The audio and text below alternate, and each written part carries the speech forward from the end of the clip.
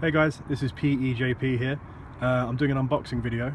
I wanted to do a real unboxing video because I just got this watch today and I thought, my first time opening the watch could be on video.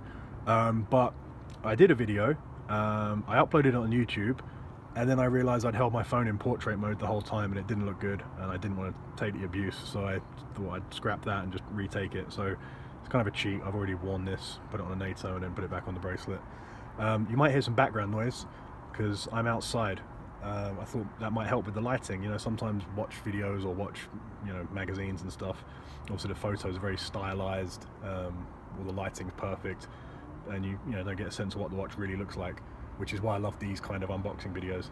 I'm outside. I'm in Colorado. There's my two guard dogs. There's the Rocky Mountains in the distance there. So I moved here about a year ago.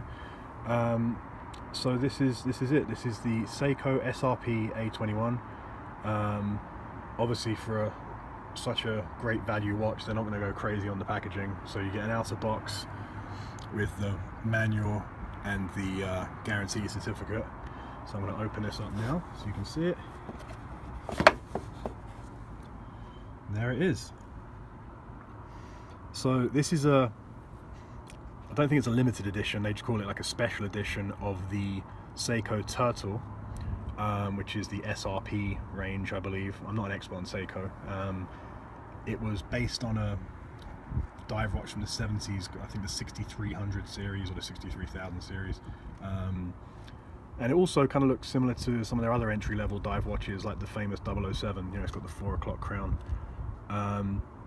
It's got the red and blue Pepsi style bezel, even though it's not a GMT, obviously.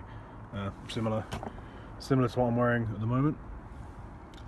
And yeah, I'm going through a real phase with Seiko at the moment. I've got a Cocktail Time and an Orange Monster. I did the 55 Fathoms mod, which didn't turn out as well as I thought it would because I stupidly picked a gold watch, and a cheap gold watch doesn't look good. So I won't be wearing that anytime soon. And now I've got this. So this is part of the that X there means it's part of the Pro Specs line, or Prospecs, like Pro specifications. It was a special edition done with PADI, P-A-D-I, the Professional Association of Diving Instructors. I don't know what input they had beyond just putting their logo on there, because as far as I know, this is the same as a standard Turtle, like the SRP777. So this is the watch.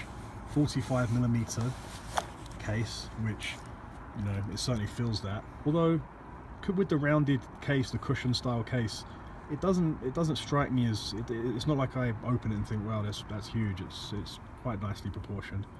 And for this kind of watch, you want something kind of chunky. It's quite thick, as you can see. Sits up pretty high.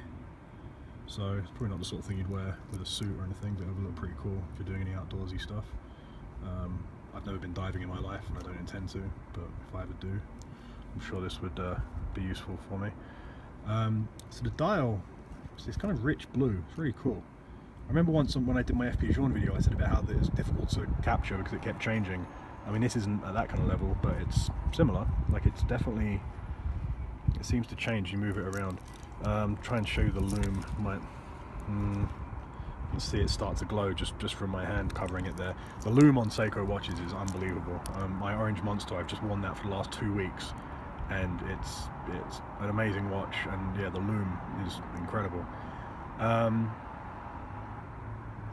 It's got this one comes on a bracelet. The other SRPs, I believe, come on a rubber strap.